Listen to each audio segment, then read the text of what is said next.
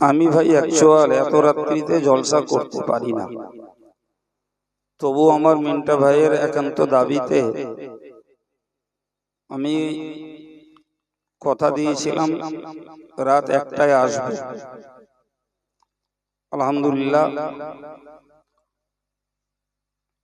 Driver সাহেব গাড়ি দ্রুত চালিয়ে আমি পৌঁছেছি 12টা 40।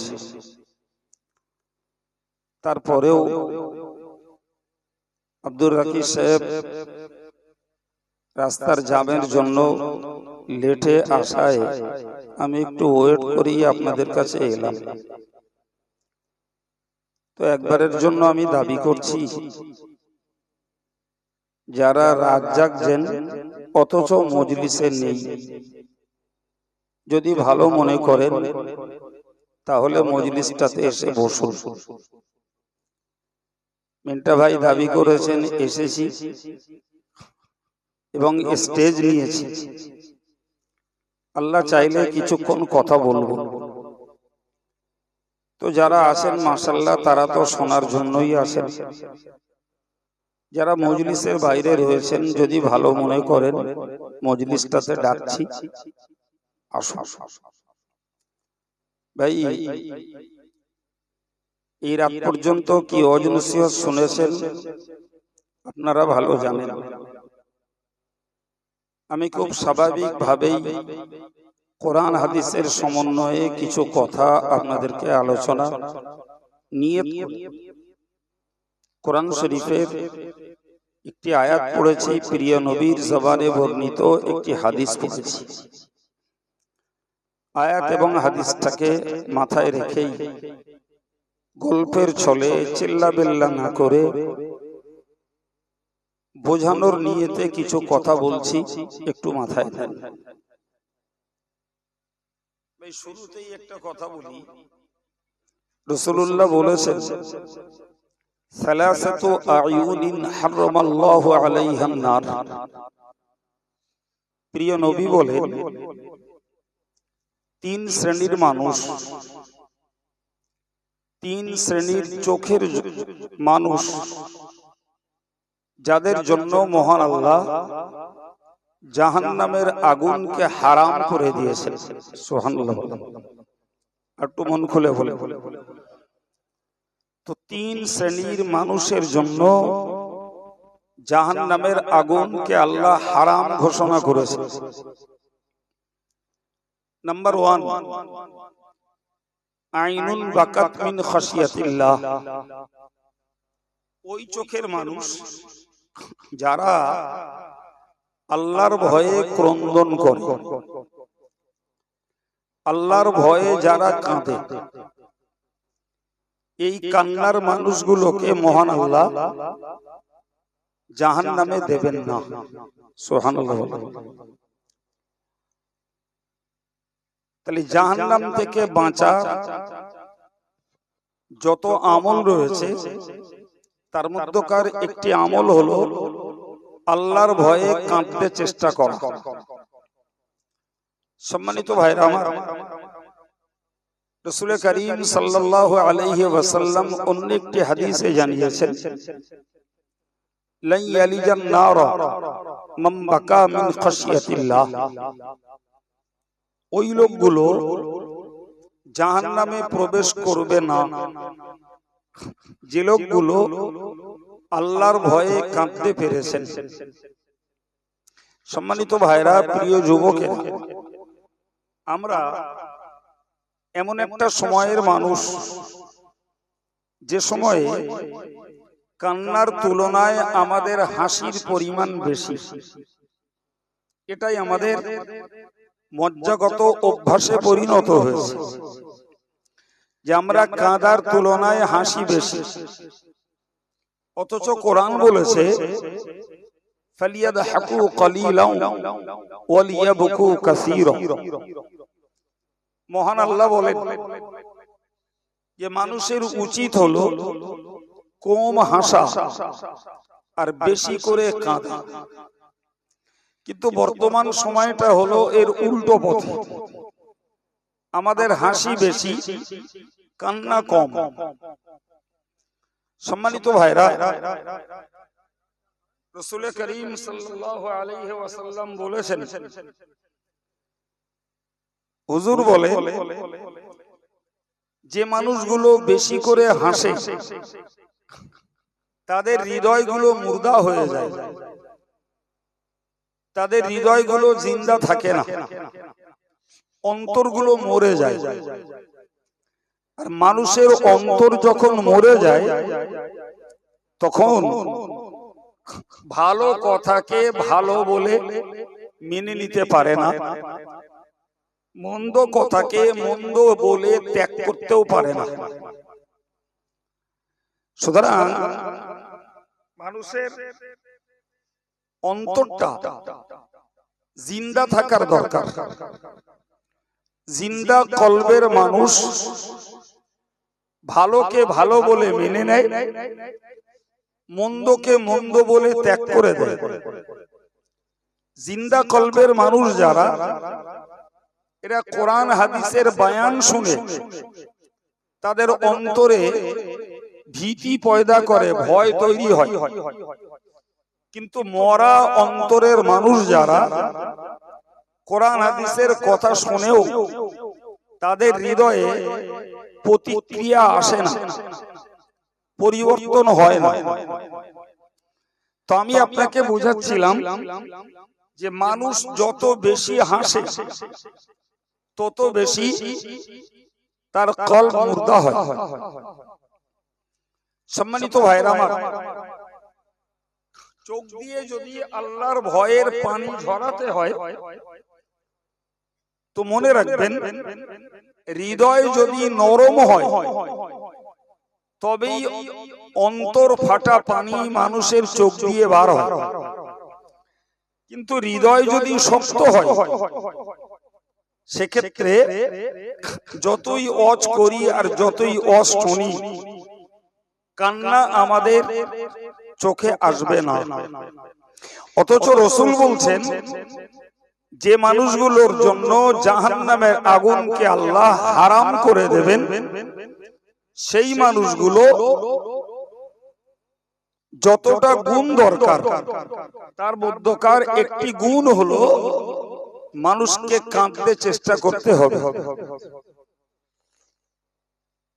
সম্মানিত ভাইরা, আমরা নামাজের মানুষ হয়েছি, রোজার মানুষ হয়েছি, দাড়ি টুপির মানুষ হয়েছি, আমরা দান করার মানুষ হয়েছি, আমরা তর্ক বিতর্ক করার মানুষ হয়েছি, আমরা ভালো খাবার ভালো পোশাক পরা মানুষ হয়েছি, ভালো গাড়ি বাড়ি আমরা বানাতে এবং চাপতে শিখেছি। কিন্তু একটু ভেবে দেখুন, সত্যকারের আমরা আল্লাহর ভয়ে কান্নার মানুষ কমে গেছে। আল্লাহর ভয়ে কান্নার মতো মানুষের বড় অভাব হয়ে গেছে। সম্মানিত ভাইরা, রাসূল করিমের কথাটাকে মাথায় রেখে যদি কাঁদতে চেষ্টা করি তাহলে আমরা লাভবান হব। নাম্বার 2, নবী বললেন, ওয়াইনুন মানাআত আন মাহারিমিল্লাহ। হুজুর বলেছেন, ওই চোখওয়ালা মানুষগুলোকে আল্লাহ জাহান্নামের আগুন থেকে নাজাত দেবেন যে চোখগুলো হারাম জিনিস দেখা থেকে রক্ষা করতে পেরেছে। আমি আমার চোখে হারাম প্রদর্শনী দেখি না, আপনি আপনার চোখে হারাম জিনিস দেখেন না। চাই সে পর স্ত্রী বলুন, পরের কন্যা বলুন, কোন প্রতিমা মূর্তি বলুন, টিভি বা মোবাইলের কোন হারাম সিন সিনারি বলুন, যেগুলো আমি চোখে দেখি না। হুজুর বলেছেন, যারা হারাম জিনিস দেখা থেকে চোখটাকে বিরত রাখতে পারবে, আল্লাহ পাক ওদের জন্য জাহান্নামের আগুনকে হারাম করে দেবেন। রাসূল করিম সাল্লাল্লাহু আলাইহি ওয়াসাল্লাম হযরত আলী রাদিয়াল্লাহু আনহুকে তিনি নিজের জামাই, তারপরেও তিনি নসিহত করে বললেন, ইয়া আলিয়ু লা তুতবি'ন নাযরাতা নাযরাতান, বললেন হে আলী, তুমি তোমার দৃষ্টিটাকে একবারের পরে দ্বিতীয়বার কোন হারাম জিনিসের দিকে নিক্ষেপ করো না। একবার ছাড় আছে, দ্বিতীয়বার ছাড় নাই। ফাইন্না লাকাল উলা, প্রথমবারটা তোমার অনুমতি আছে। আমরা অন্ধ নই, চোখ খুলে চলতে বাধ্য। সুতরাং আমার চোখের সামনে পড়লো আল্লাহ বেগানা নারী, একজন নগ্ন পোশাকে পরিহিতা একটা নারী। আমার চোখের সামনে পড়লো কোন হারাম দৃশ্য, তো আমার চোখে পড়েছে, আমি চোখটাকে নামিয়ে নিলাম। রাসূলুল্লাহ তার জামাই আলীকে বলছেন, যদি প্রথমবার চোখ পড়তেই চোখটাকে ফিরিয়ে নাও, তোমার গুনাহ লেখা হবে না। সুবহানাল্লাহ। ভাই, যদি প্রথম চোখ পড়তেই গুনাহ লেখা হতো, তো আপনারা আমার মতন হুজুর আর মসজিদের ইমাম আর হাফেজ সাহেব আর হাজী সাহেব আর পীর সাহেব গুনাহর হাত থেকে কেউ বাঁচতে পারত না। এটি আল্লাহর দয়া যে আল্লাহ পাক একটা বারের জন্য ছাড় দিয়েছেন, যে একবার নজর পড়লে যদি তুমি দৃষ্টিটাকে লম্বা করে না দেখো, চোখটা যদি ফিরিয়ে নাও, তাহলে তোমার জন্য গুনাহ লেখা হবে না। কিন্তু দ্বিতীয়বার যদি তুমি লোভনীয় ভাবে দৃষ্টি দাও, সেটি তোমার জন্য নাজায়েজ এবং সেটি তোমার জন্য গুনাহের কারণ। সম্মানিত ভাইরা আমার, মনে রাখুন, মায়েরাও মনে রেখে দিন, আল্লাহ পাকের নবী বলেছেন, পৃথিবীর যে পুরুষ আর মহিলাগুলি হারাম প্রদর্শনী থেকে চোখটাকে রক্ষা করতে পারে, ওই মানুষগুলোর জন্য মহান আল্লাহ জাহান্নামের আগুনটাকে হারাম করে দিয়েছেন। সুবহানাল্লাহ। ভাই, পুরুষের জন্য নিষেধ হলো পর স্ত্রী পর কন্যা কোন হারাম প্রদর্শনী দেখা। নারীর জন্য নিষেধ হলো পর পুরুষকে দেখা, কোন হারাম দৃশ্য দেখা।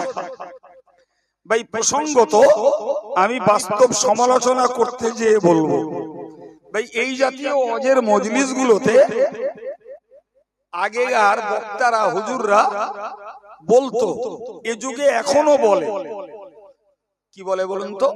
শুরুতে উঠে বলে পর্দা নসিনা মায়েরা। একটু কথা বলবেন, বলে না বলেন? জি, নসিনা মানে বসা, ফার্সি শব্দ। তাহলে পর্দায় বসে থাকা মায়েরা বলে আলেম বক্তা হুজুররা মেয়েদেরকে সম্বোধন করে।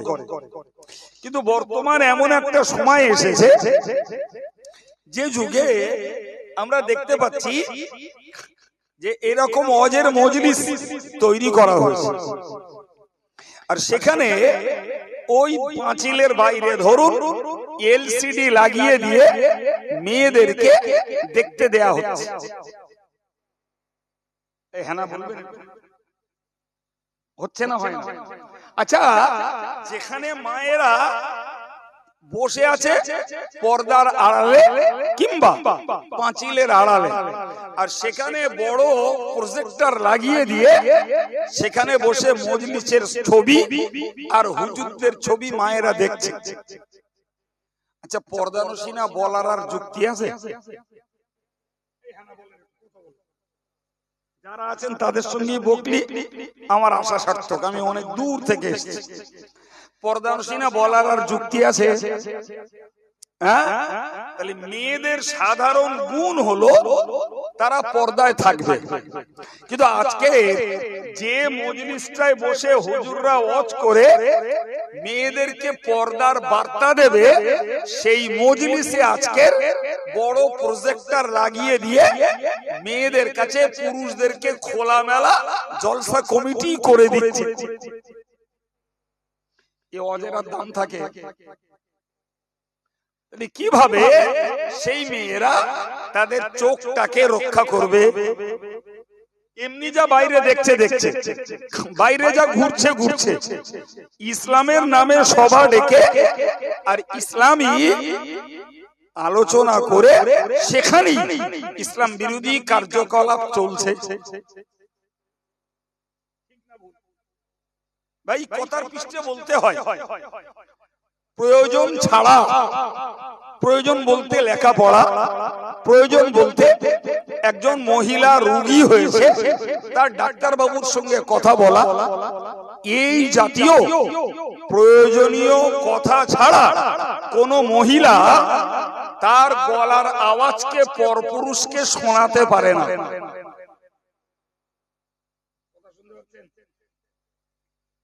আজকের যুগে এমনি নরমালে মেয়েরা যে গলার আওয়াজ করছে, জি কোরআন পরিষ্কার করে বলছে যে অকর্ণা ফি বুয়ুতিকুন্না, হে মেয়েরা তোমরা ঘরে অবস্থান করো। আর কি বললে? ফালা তাখদানা বিল কওল, তোমাদের ঘরে থাকা অবস্থায় কোন পরপুরুষ যদি তোমার বাড়ি আসে, আসতেই পারে, জি তিনি এসে এই বাড়ির যিনি কর্তা সেই ভাইটাকে খোঁজ করছেন, তো আল্লাহ পাক ডিরেকশন দিলেন মেয়েদেরকে, ফালা তাখদানা বিল কওল, তোমরা তাদের সঙ্গে কথা বলার ক্ষেত্রে নরম ভাষায় কথা বলো না। কোরআনের ডিরেকশন, নরম ভাষায় কথা বলো না। কেন?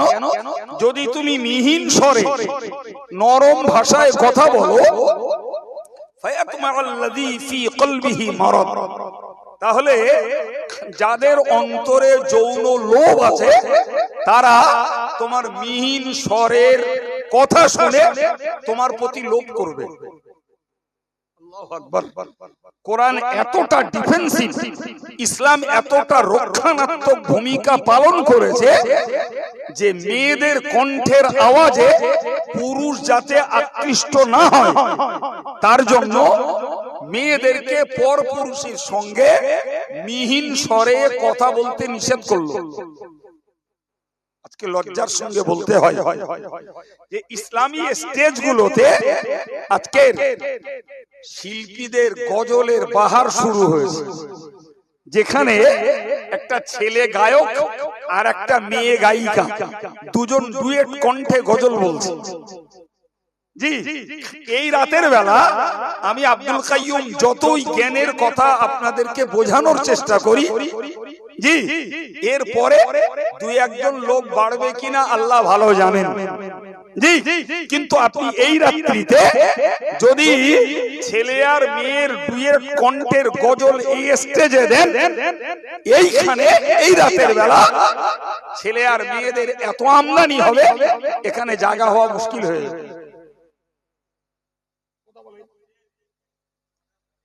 তাহলে পরিষ্কার বুঝতে পারা যাচ্ছে যে ভালোর প্রতি আকর্ষণ কম, কিন্তু মন্দের প্রতি শয়তান মানুষকে আকৃষ্ট করে তোলে।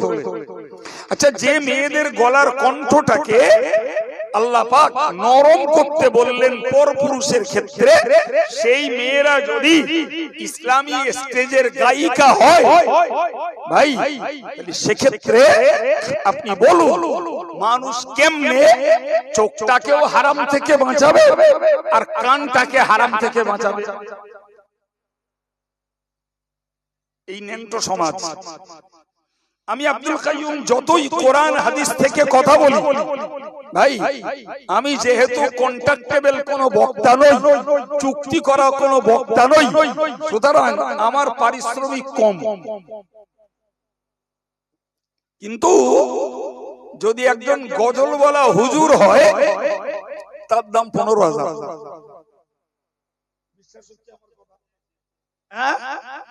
সমাজের এই যে উল্টো ব্যবস্থা, জি এই অজনসিহত দিয়ে যদি নিজে টানে নিজে জীবনকে শোধরাবো, সংশোধন করব, পরিবর্তন করব, এই সংকল্প এই নিয়ত না করতে পারি, তাহলে ট্রেডিশন চলছে চলবে, পরিবর্তন কোথাও দেখা যাবে না বাবা। প্যান্ডেল হবে, তাবাররুক হবে, আলেমরা নজরানা পাবে, কিন্তু জাতি আর সমাজে ধর্মীয় পরিবর্তন পাওয়া কঠিন হয়ে যাবে। দরকার নিজস্ব একটা টান, দরকার নিজস্ব খোদার ভয়, দরকার পরকালের প্রতি একটা দৃঢ় বিশ্বাস। তবেই আমরা আলেমদের কাছ থেকে কথা শুনে আমাদের জীবনের কিছু উন্নতি, কিছু পরিবর্তন ঘটাতে পারবো আশা করা যায়। সম্মানিত ভাইরা আমার, আমি আপনাকে হাদিসের দুটো কথা শুনিয়েছি। একটি শুনিয়েছি যে চোখগুলো আল্লাহর ভয়ে কাঁদবে, তাদের জন্য মহান আল্লাহ জানিয়েছেন রাসূলকে দিয়ে জাহান্নামের আগুন হারাম। যে চোখগুলো হারাম জিনিস দেখা থেকে বাঁচবে, তাদের জন্য জাহান্নামের আগুন হারাম। নাম্বার 3, প্রিয় নবী বলছেন আইনুন সাহিরাত ফি সাবিলিল্লাহ। ভাই, চোর রাত জাগে, বাড়িওয়ালা ঘুমিয়ে পড়লে গোপনে মাল হাতানোর জন্য। ডাকাত রাত জাগে, সে জবরদস্তি করে মালওয়ালাকে নিঃস্ব বানানোর জন্য। ভাই, মোবাইল ভক্ত রাত জাগে রাত্রিতে নেট চালিয়ে চিত্ত বিনোদন করার জন্য। একটা লেবার রাত জাগছে, সে রাতের বেলা ওভার ডিউটি করে অতিরিক্ত রোজগার করার জন্য। আমার আল্লাহর নবী বললেন যে এই জাতীয় রাত জাগাতে হয়তোবা কারুর আছে সংসারের লাভ, দুনিয়ার লাভ, সঙ্গে রয়েছে পাপ, সঙ্গে রয়েছে পাপ। আরেকজন মানুষ রাত জাগছে জিকির করার জন্য, একজন রাত জাগছে কোরআন তেলাওয়াত করার জন্য, একজন রাত জাগছে তাহাজ্জুদ পড়ার জন্য, একজন রাত জাগছে তাসবিহ পড়ার জন্য, একজন রাত জাগছে কিতাব পড়ার জন্য, একজন রাত জাগছে ওয়াজের মজলিসে। এই জাতীয় রাত জাগাগুলি আল্লাহ পাকের নবী বলেছেন ফি সাবিলিল্লাহ, এগুলি হলো আল্লাহর রাস্তায় রাত জাগরণ করা। একটু মহব্বত করে হবে না? আল্লাহ পাকের নবী বললেন আইনুন সাহিরাত ফি সাবিলিল্লাহ, যারা আল্লাহর রাস্তায় রাতটাকে জাগরণ করে, আমি নবী পাক জানিয়ে দিলাম ওই লোকগুলির জন্য মহান আল্লাহ জাহান্নামের আগুনকে হারাম করে দিয়েছেন। আর একটু চিল্লে বলুন।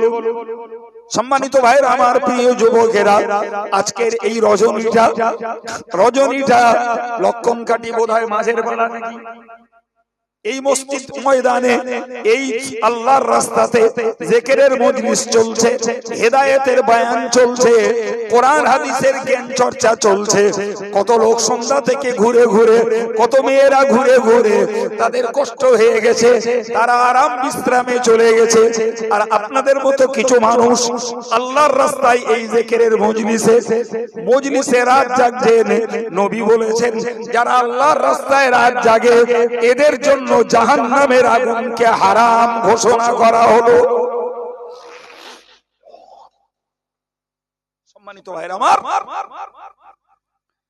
তাহলে যদি একটা রাত আল্লাহর রাস্তায় জাগাটা আল্লাহর কাছে কবুল হয়, সেটি আমাদের জন্য জাহান্নাম থেকে বাঁচার একটা ওসিলা হবে ইনশাআল্লাহ। কথা ঠিক? আমি হাদিস শোনাচ্ছি, আমার কথা শোনাই না। তাহলে যারা রাত জেগে কষ্ট করে বসে আছেন, এদের হতাশায় ভুগলে হবে না, হীনমন্যতায় ভুগলে হবে না যে আমরা কজন কি বোকা, সবাই বাড়ি গিয়ে ঘুমোচ্ছে আর আমরা এই মজলিসটায় বসে আছি, আমরা কি বোকামি করছি নাকি আমরা কাণ্ঠজ্ঞানহীনতার কাজ করছি? রাসূলের হাদিস শুনলে আত্মতৃপ্তি হয়। আমরা রাত্রিটা জাগরণ করছি চুরির জন্য, ডাকাতের জন্য না, আমরা লেবারি করার জন্য না, আমরা রাত জাগছি আল্লাহর রাস্তাতে। সুতরাং এই রাস্তায় রাত জাগরণটা আল্লাহর কাছে কবুল হলে জাহান্নামের আগুন থেকে নাজাতের একটা হাতিয়ার হবে। আল্লাহ আমাদের জন্য কবুল করুন, বলুন আমিন। আর একটু জোরে বলুন আমিন। এই রাত্রিতে আল্লাহ না করুক বাইরে মজলিসের বাইরে কেউ যদি শরীয়ত বিরোধী কোন কার্যকলাপে জড়িয়ে থাকে ভাই, তাহলে তার রাত জাগাটা পাপ। আর আমরা যেখানে রাত জাগছি এর পর্যায়ে অল্প কথায় আল্লাহ পাক নবী বলেছেন, নাযালাত আলাইহিমুস সাকিনা, যারা কোরআন হাদিসের জ্ঞান চর্চা করতে মজলিসে বসে এদের অন্তরে আল্লাহ এক পর্যায়ে শান্তি নাজিল করেন। নাম্বার 2, ওয়াগশিয়াত আলাইহিমুর রাহমা, যারা জিকিরের মজলিসে বসে আল্লাহ পাকের রহমত তাদের ছেয়ে নেয়। আর একটু মন খুলে বলে ভাই, আল্লাহর রহমত চোখে দেখা যায় না, আল্লাহর রহমত চোখে দেখা যায় না, কিন্তু বিশ্বাস করতে হয় ভাই, আল্লাহর রহমত ছাড়া আমরা শান্তির সঙ্গে দিন যাপন করতে পারি না। 3 নম্বরে আল্লাহ নবী বলেছেন, ও হাফাতা আলাইহিমুল মালাইকা, আল্লাহর জিকিরের মজলিসে যারা বসে, কোরআন হাদিসের জ্ঞান চর্চার মজলিসে যারা সময় কাটায়, এই মজলিসটাতে আমরা গুটি কতক মানুষ নই, এখানে যেমন রয়েছে অসংখ্য জিন, তেমন রয়েছে অসংখ্য ফেরেশতা। সুতরাং এই মজলিস বেয়াদবি করার মজলিস নয়। প্রচুর জিনেরা জলসা শুনছে, আমরা তো দেখছি আমরা গুটি কতক মানুষ। কি ভাবছেন আপনি? ফেরেশতারা এই মজলিসটাকে ঘিরে আসমান পর্যন্ত বেষ্টন করে দাঁড়িয়ে আছে, এবং শুধু দাঁড়িয়ে নেই, এই মজলিসের বসা মানুষগুলোর জন্য আল্লাহর কাছে ক্ষমা চাইছে। আল্লাহ, যারা তোমার জিকিরের মজলিসে কাটাচ্ছে এদের গুনাহ রাশিকে তুমি মাফ করে দাও। বলেন না, আমাদের ইমাম সাহেব আমাদেরকে নিয়ে ক্ষমার দোয়া চায়। আমরা নিজেরা আমাদের নিজেদের পাপের জন্য নিজেরা ক্ষমা চাই, আর আমাদের জন্য ফেরেশতারা আল্লাহর কাছে ওকালতি করছে যে আল্লাহ তুমি তোমার ঈমানদার বান্দাদেরকে মাফ করে দাও। কোরআনে বলছেন আল্লাহ, ওয়াস্তাগফিরুনা লিল্লাযিনা আমানু, আল্লাহর ওই ফেরেশতারা ঈমান ওয়ালাদের জন্য আল্লাহর কাছে ক্ষমা চায়। আচ্ছা বলেন, আমাদের ইমাম সাহেবের দোয়া কিংবা এই মজলিসে আজকের মাওলানা রজব আলী সাহেব দোয়া করবেন, তেনার দোয়া, আর আমরা নিজেরা যে ক্ষমা চাই, ভাই এর তুলনায় ফেরেশতারা যে দোয়া করবেন সেটি আল্লাহ পাকের কাছে আরো বেশি কবুল হওয়ার আশা রাখা যায় কিনা?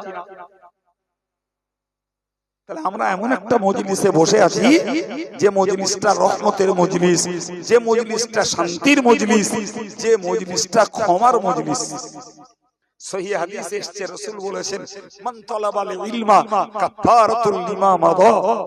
জি, রাসূলুল্লাহ বলেন, যারা জ্ঞান অর্জন করতে বার হয় তাদের বিগত জীবনের গুনাহগুলি আল্লাহ maaf করে দেয়।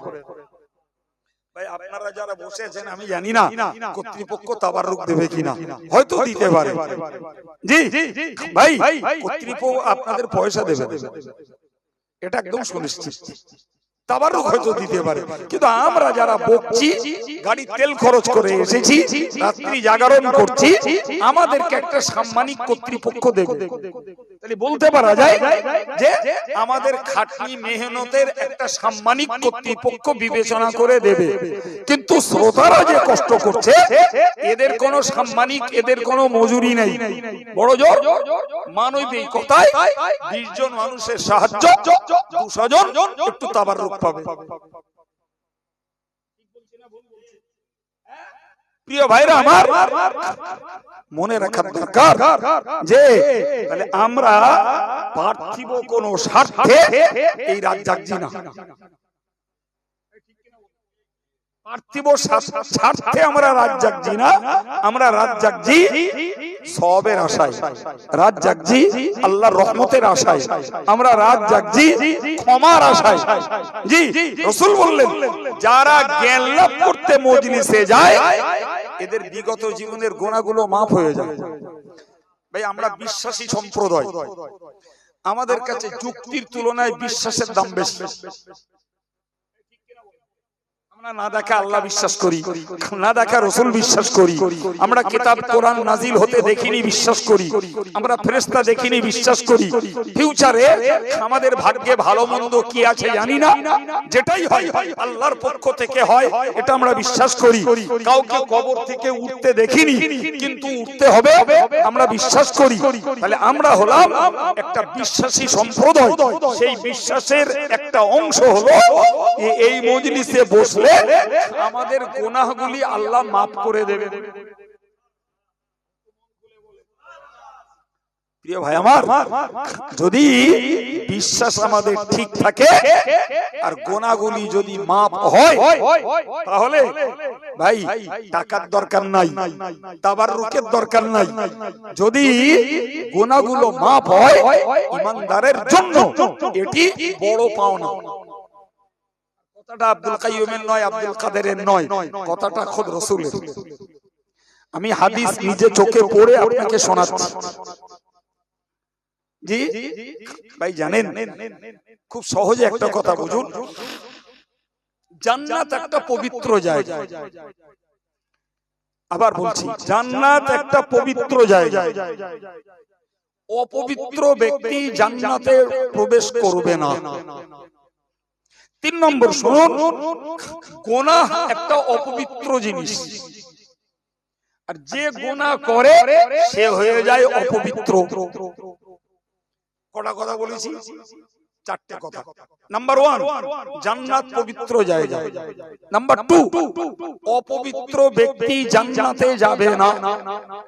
নাম্বার 3, গুনাহ একটা অপবিত্র বিষয়।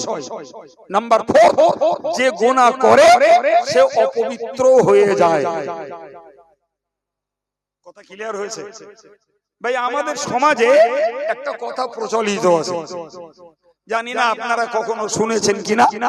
কথাটা এরকম যে তোমরা পাপকে ঘৃণা করো, পাপীকে ঘৃণা করো না। কথা বলেন, শুনেছেন না শোনেননি? আবার বলছি, তোমরা পাপকে ঘৃণা করো, পাপীকে ঘৃণা করো না। কথাটা শোনা আছে?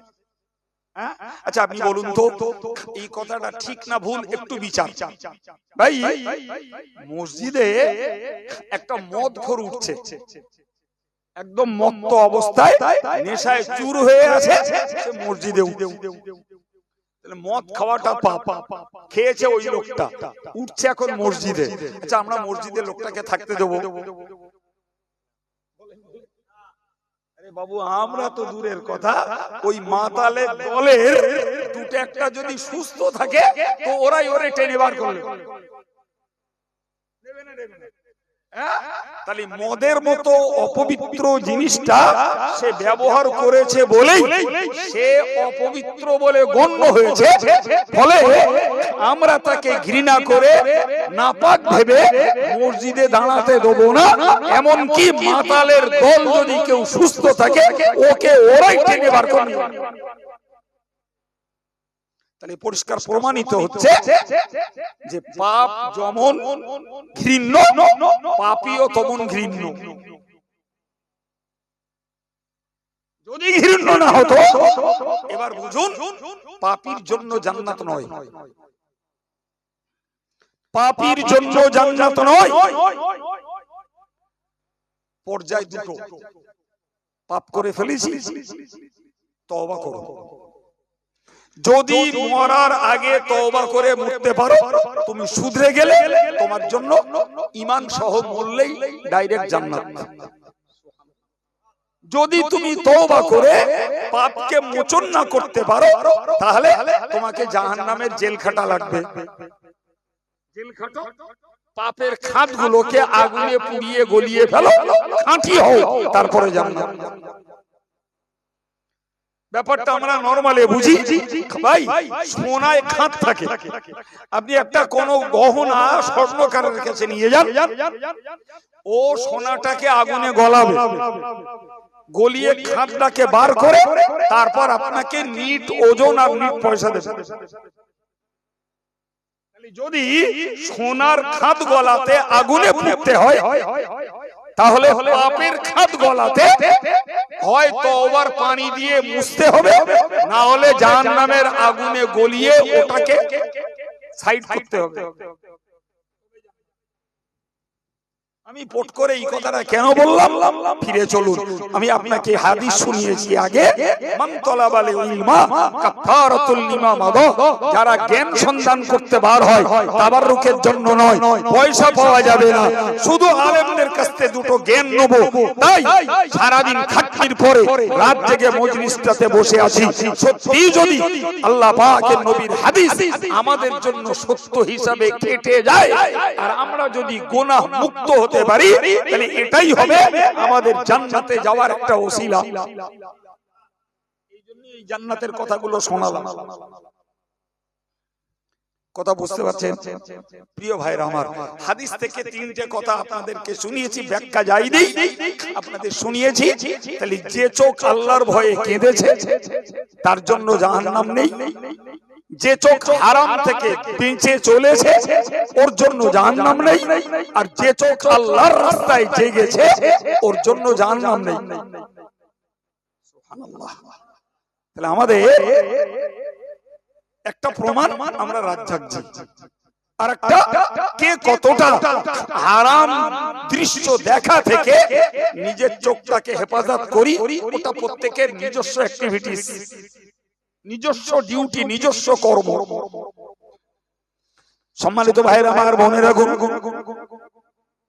কিন্তু যদি আমার চোখটাকে কাঁদাতে হয়, ও ভাইরা আমার, বাবাজিরা, মনে রেখে দিন, দিল যদি নরম হয়, অন্তর যদি নরম হয়, অন্তর থেকে প্রকৃত পানি বার হয়, ওই পানি চোখ দিয়ে আসে, তবেই হবে জাহান্নাম থেকে বাঁচার ওসিলা। আমি দুবার তিনবার বলেছি, কাঁদতে হলে দিল নরম হওয়া চাই, কাঁদতে হলে দিলটাকে বিগলিত করা লাগবে। বাবা, অনেক জায়গায় ওয়াজ করতে গেলে বলে, হুজুর এমন ওয়াজ করুন লোক যেন কেঁদে জারে জারে। আমি বলি, ভাই পারবো না, আমার দ্বারা সম্ভব না, তুমি আমার দাওয়াত করো না, আর তা না হলে এসছি যা বলি তাই শোনো, আমি কাঁদাতে পারবো না।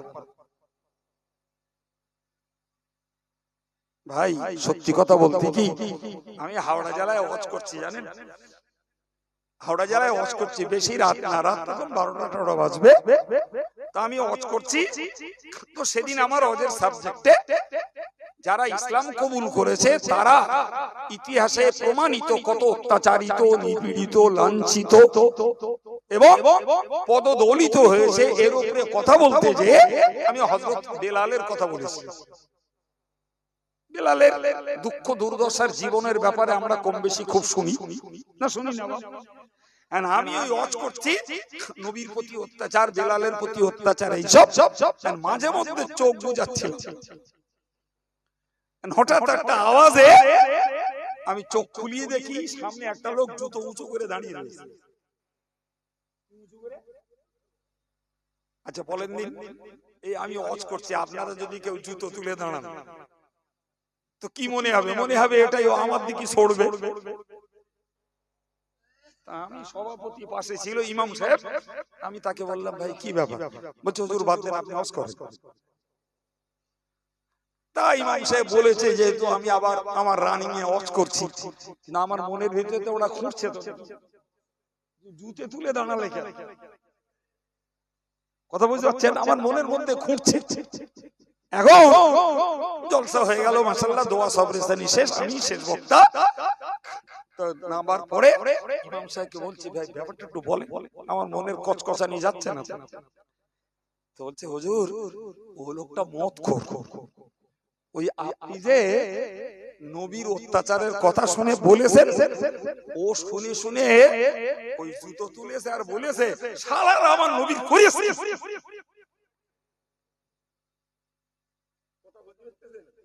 তো বলছে, ও মদ খেয়ে এসে বসে।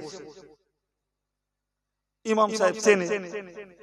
আচ্ছা বলে, ও মদ খেয়ে বসেছে, কিন্তু এই ওয়াজের আবেগে নবীরই কাফেররা কি অত্যাচার করেছে ওর মনে রেখাপাত করেছে, ও দুটো ছুড়িয়েছে, এখান থেকে মারবে কাফেররা।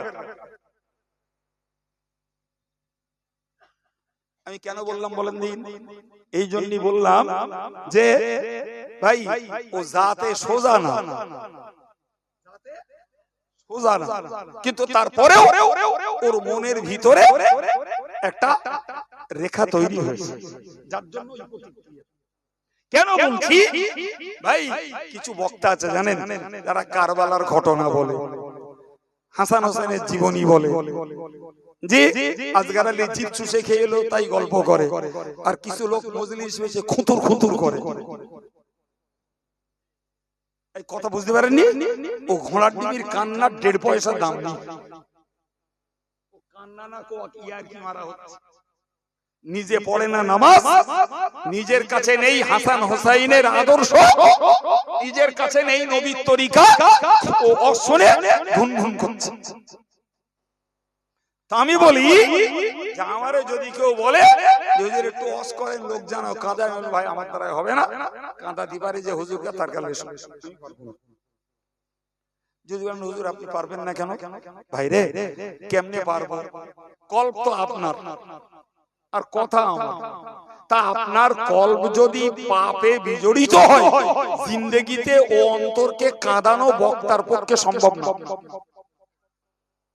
যদি হয় তাহলে কল্পটাকে নরম করা লাগবে। তা আপনি 20 বছর ধরে পাপ করে করে কল্পটাকে কালিময় করেছেন, আর আমি 1.5 ঘন্টা কথা বলে আপনার অন্তরটাকে পাথরের থেকে বিগলিত করে তুলোর মতন করে দেবো, আর আপনি কেঁদে বাড়ি যাবে। এটা সাইকোলজি বলে না, এটা যুক্তি বলে। এই কথা শুনতে পাচ্ছেন? দরকার নিজের চেষ্টা। আমি আপনাকে একটা ঘটনা কোরআন থেকে শোনাই, খুব অল্প করে, আয়াত পড়ে সময় দেব না, ছোট্ট একটা ঘটনা। ভাই আলেমরা জানে, সাধারণ ভাইরা কখনো ওয়াজ-নসিহতে শুনে থাকলে তাদেরও মনে পড়তে পারে, আর যদি না পড়ে থাকে কানে একটু শুনুন। ভাই হযরত মুসা নবী আলাইহিস সালামের জামানা, একদিন সকালবেলা রাস্তার পাশে একটা লোককে মরে পড়ে থাকতে দেখা গেল। একটা সম্ভ্রান্ত, একটা সমৃদ্ধ ধনী ব্যক্তি মরে পড়ে আছে। এই লোকটার ব্যাপারে ওই পাড়ার লোকগুলো মুসা নবীর কাছে গেল, গিয়ে বললেন, হে আল্লাহর নবী মুসা, আমাদের এই লোকটাকে কে মেরেছে আপনি একটু বলতে হবে। হযরত মুসা বললেন, আমি তো বলতে পারবো না, তবে তোমরা দাবি করলে আমি আল্লাহর কাছে আপিল করব, আল্লাহ যদি জানান তাহলে বলতে পারি। তো ওরা বললে তাই হোক। তো মুসা নবী আল্লাহর কাছে দোয়া করলেন। জি, তো আল্লাহর কাছে দোয়া করতে আল্লাহ বললেন, মুসা আমি এমনি পারলে বলে দেব, দিতে পারি অবশ্যই, কিন্তু দেব না। ওদেরকে বলো ওরা একটা গরু জবাই করে, আর সেই গরুটার জিভের আর লেজের গোশত নিয়ে ওই মরা লোকটার গায়ে ঠেকিয়ে দিচ্ছি। মরা লোকটার গায়ে ঠেকালেই ওই মরা লোকটা জীবন্ত হবে, তখন ওর কাছে জিজ্ঞাসা করে নেবে যে কে ওকে মেরেছে। প্রিয় ভাইরা, হযরত মুসা নবী যখন ওদের কাছে এই বার্তা দিলেন, ওরা তখন বলল, আতাত্তাখিযুনা হুজুয়া, হে মুসা আপনি কি আমাদের সঙ্গে ঠাট্টা করছেন? কারণ এই জবাই করা গরুর জিভের আর লেজের গোশত ঠেকালে মরা লোকের জ্যান্ত হওয়ার কি সূত্র আছে? কিচ্ছু নেই, সুতরাং আপনি ঠাট্টা করছেন। মুসা নবী বললেন, ইন্নী আউযু বিল্লাহ, আমি আল্লাহর কাছে আশ্রয় চাইছি, পানাহ চাইছি, মুক্তি চাইছি, আন আকুনা মিনাল জাহিলিন, মূর্খদের অন্তর্ভুক্ত হওয়া থেকে। কারণ ঠাট্টা করা, বিদ্রুপ করা, রহস্য করা এটা জ্ঞানীর কাজ না, মূর্খের কাজ। আমি আল্লাহর নবী, আমি আল্লাহর রাসূল, আমি মূর্খ নই যে তোমাদের সঙ্গে ঠাট্টা করব। তখন ওদের বিশ্বাস হলো যে সত্যি আল্লাহ বলেছেন গরু জবাই করতে। তো তাফসীর কারকেরা লিখেছেন, যদি যে কোনো একটা গরু ধরে জবাই করে দেয় কাজ মিটে যায়। কিন্তু বনী ইসরাইল জাতির লোক তো ওরা খুব একটা সরল প্রাণের না, মুসা নবীরে আবার বলল, ও মুসা, একটু বলো না সে গরু বাচ্চা দেওয়া গরু হবে না ঈদ গরু হবে? তা মুসা নবী আল্লাহর কাছে দোয়া চাইলেন, তা আল্লাহ পাক তার একটা জবাব দিলেন। জি বললেন, সেই গরুটা বাচ্চা দিয়ে বুড়িয়ে হয়েছে এমন হলেও হবে না, আবার ঈদও হলেও হবে না।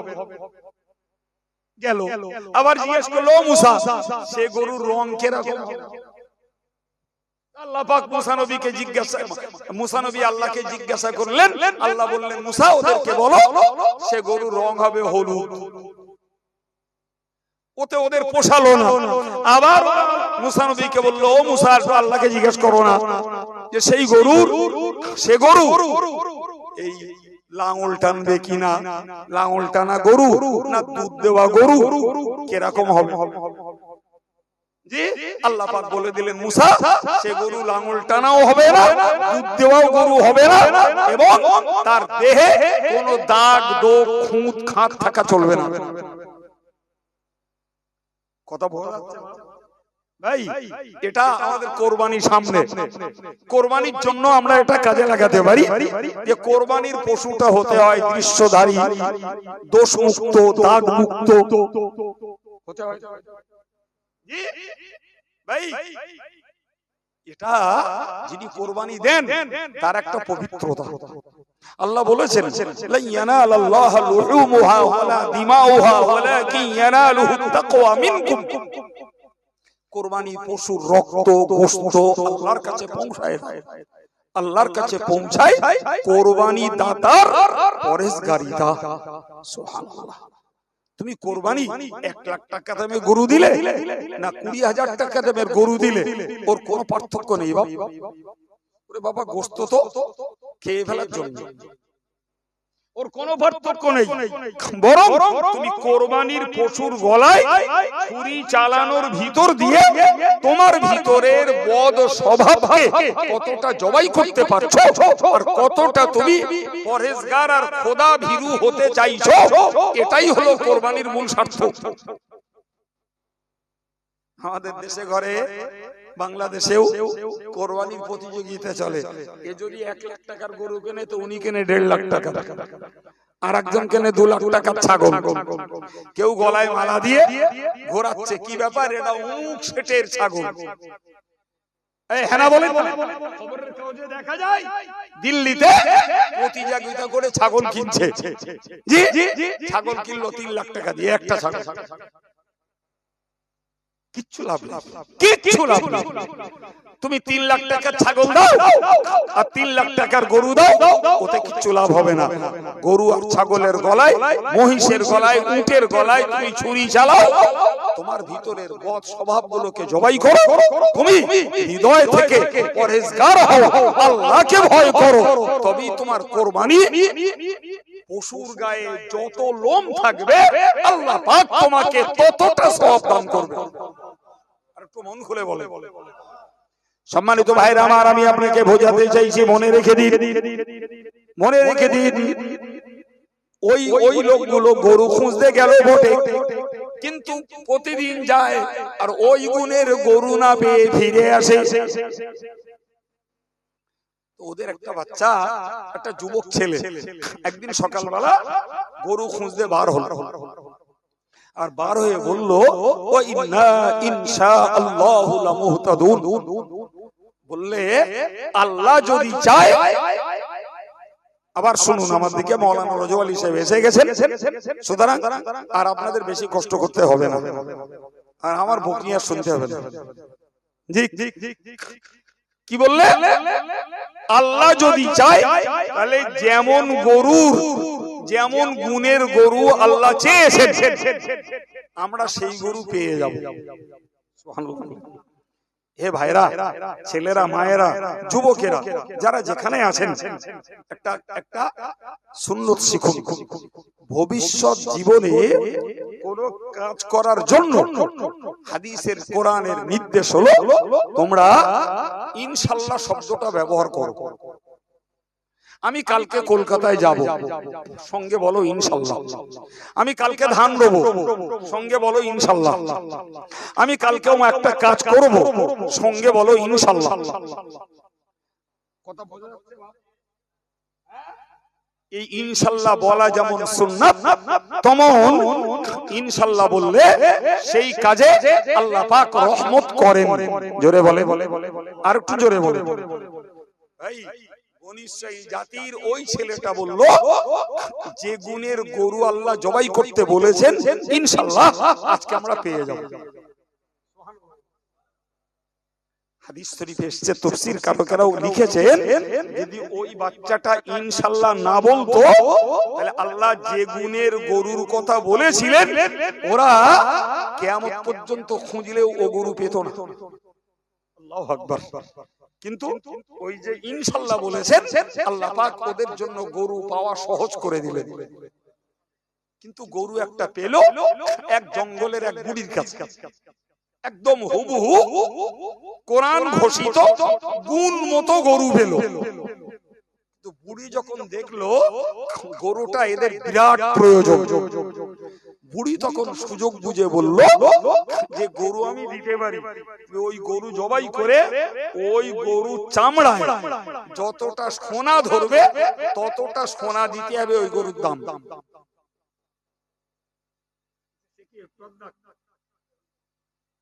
এই কথা বুঝতে পারেননি? এরা তাতেই রাজি হয়ে গেল। গরু আনলো, জবাই করলো, জিভের আর লেজের গোস্ত ওই মরা লোকের গায়ে ঠেকিয়ে দিল। ততক্ষণে বলে সে মরা লোক ফুলে ফেপে উঠেছে। এরা তো প্রশ্ন করে করে পেঁচিয়েছে আর সময় খাইয়েছে। সেই মরা লোক জ্যান্ত হয়ে গেল। আল্লাহু আকবার। জ্যান্ত হয়ে বলল, আমার ভাইপো আমাকে মেরেছে আমার একমাত্র মেয়েকে বিয়ে করার জন্য আর আমার সহায় সম্পত্তিগুলোকে হাতানোর জন্য। কথাটা বলা শেষ, আবার আমি কোরআনের ঘটনা আপনাকে শোনাচ্ছি। জি সম্মানিত ভাইরা আমার, আমার আল্লাহ কোরআনে বললেন, কাযালিকা ইউহিল্লাহুল মাউতা ওয়া ইউরীকুম আয়াতিহি। ও বান্দা তোমরা মনে রাখো, তোমাদের চোখের সামনে যেমন মরা লোককে আমি একটা সাধারণ কারণ জিভের আর লেজের গোশত ঠেকাতে বলে জ্যান্ত করে দেখিয়েছি। জিভের গোশত লেজের গোশত ঠেকানো লাগতো না, আমি আল্লাহ আদেশ করলেই জ্যান্ত হয়ে যেত। কিন্তু একটা কারণ ছাড়া কাজ করি না, তাই কারণ তোমাদের সামনে একটা তুলে ধরে আমি ওই মানুষটাকে জ্যান্ত করে দেখিয়েছি। হে আল্লাহ, আমার বান্দা বান্দি তোমরা মনে রাখো, কাযালিকা ইউহিল্লাহুল মাউতা, এই রূপ ভাবে আমি আল্লাহ মুর্দাদেরকে জ্যান্ত করব। ওটা দেখেন, ওটা দেখো, মরা লোককে যেমন জীবন্ত করেছি তোমাদেরকেও মরবে, গোশত চামড়া মাটি খেয়ে নেবে, হাড় গুলো মাটিতে মিশে যাবে, তারপরেও আমি আল্লাহ তোমাদেরকে জীবন্ত করে তুলব। আচ্ছা ভাই, যাদের চোখের সামনে এই জিনিস ঘটলো, মরার পরে জীবন্ত হতে হবে, আল্লাহ করবেন, তাদের আর অবিশ্বাসের কোনো সুযোগ আর জায়গা আছে? আমি আর কথা লম্বা করতে পারছি না, সংক্ষেপ করে সাবজেক্টটাকে কমপ্লিট করে দিচ্ছি। রজব আলী সাহেবকে আনাবো তাড়াতাড়ি, লম্বা কথা আর বাড়াচ্ছি না। আমি আপনাকে শুধু বলছি, যাদের চোখের সামনে ওই মরা লোককে আল্লাহ জ্যান্ত করে দেখালেন, ওই আল্লাহ হাজার হাজার বছর পূর্বের মুর্দাদেরকে কিয়ামতের দিনে জীবন্ত করে তুলবেন, এতে আর কোনো সন্দেহ আছে? সে যুগের হোক আর এই যুগের হোক, সন্দেহ নেই। জি, কিন্তু অবাক কাণ্ড, যাদের চোখের সামনে এই জিনিস ঘটলো, আশ্চর্য ব্যাপার, এরপরেও তারা আল্লাহর প্রতি ঈমান আনেনি। এটা ভাবো, এরপরেও আল্লাহ পাক নিজেই তার কারণ কোরআনে উল্লেখ করেছেন, সুম্মা কাসাত কুলুবুকুম মিন বাদি যালিকা ফাহিয়া কাল হিয়ারা। আল্লাহ বললেন এই আশ্চর্যজনক ঘটনা দেখার পরেও তাদের অন্তরটা এত বেঁকা, তাদের অন্তরটা এত শক্ত, তাদের অন্তরটা এত শক্ত, কাল হিজারা পাথর যেমন শক্ত, ওদের হৃদয়টা তেমন শক্ত। আও আশাদ্দু কসওয়া, বরং পাথরের থেকেও ওদের রক্তপিণ্ড দিলটা আরো শক্ত। এখন বলে যাদের চোখের সামনে এই আশ্চর্য জিনিস ঘটলো, তারা আল্লাহর ভয়ে আল্লাহর প্রতি ঈমান আনলো না। থোড়াই আব্দুল কাইয়ুম ওয়াজ করবে, আব্দুল কাদের ওয়াজ করবে, রজব আলী ওয়াজ করবে, আর লোক কেঁদে জার জার হয়ে বাড়ি যাবে।